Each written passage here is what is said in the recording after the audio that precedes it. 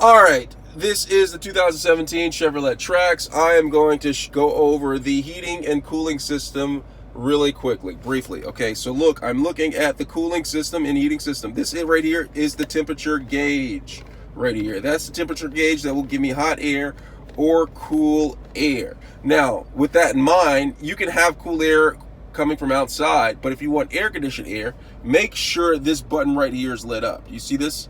That's the air conditioner button right there, if I press that. Okay, now before we move on to more to the right, we have a feature right here for seat warmer. Okay, for the driver's side seat warmer, I press this button. Do you see that light lights up?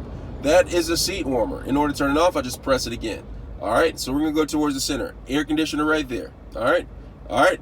Right here is fan speed. You can control how fast the air comes out on the fan. Okay.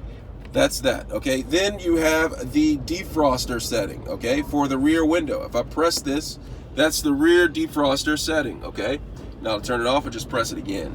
All right, this button right here is the air recirculate button. So say for instance you don't want air from the outside coming in, you can press this and it will recirculate mostly the air from the inside. Okay, now we're going to go to the flow area. Okay, so this lever right here directs the flow of the air. Okay, so right now it is on the defrost for the windshield. Okay, you can turn it right here.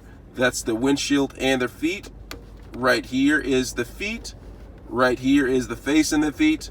And right there is just the face. Okay, and then there's also the seat warmer on the passenger side, which is, if I press this, the light lights up and it warms the seat on the passenger side. Let me know if you have any questions. Don't forget to give me a thumbs up. Thanks a lot for watching.